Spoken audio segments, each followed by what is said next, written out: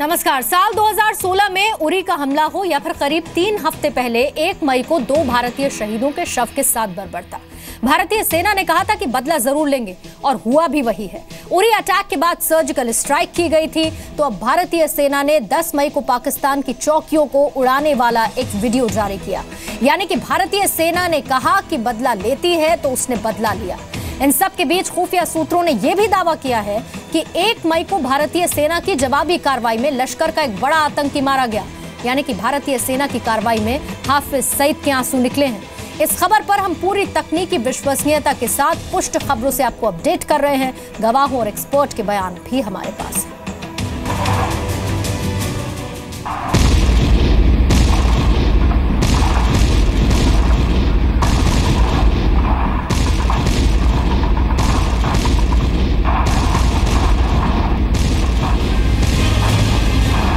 चौबीस सेकंड और पाकिस्तान को 16 तमाचे।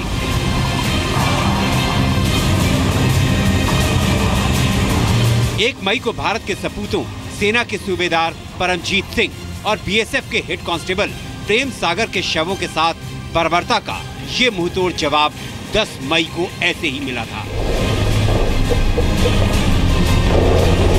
भारतीय सेना के काउंटर टेररिज्म स्ट्रेटजी के तहत एलसी पर प्यूनिटिव फायर असॉल्ट किए जाते हैं।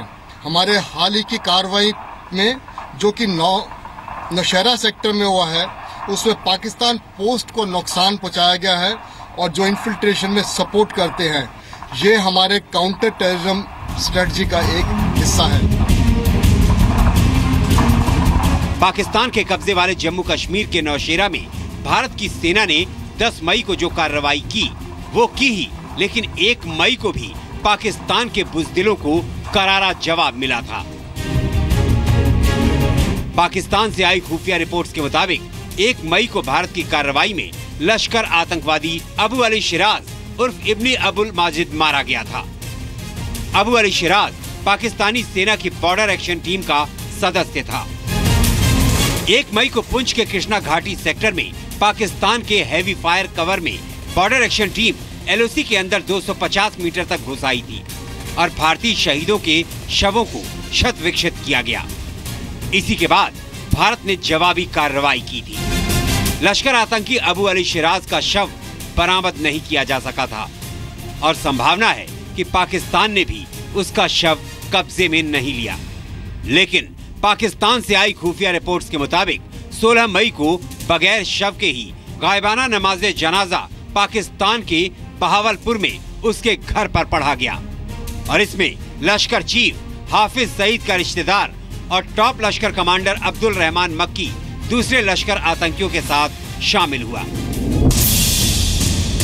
लश्कर का एक बड़ा आतंकी जो पाकिस्तानी सेना के बॉर्डर एक्शन टीम का भी सदस्य था, उसका खात्मा भारतीय सुरक्षा बलों के काउंटर टेररिज्म ऑपरेशन के लिहाज से काफी बड़ी कामयाबी है। 10 मई को भारत ने पाकिस्तान की फॉरवर्ड चौकियों को उड़ाकर पाकिस्तान को और बड़ा सबक दिया।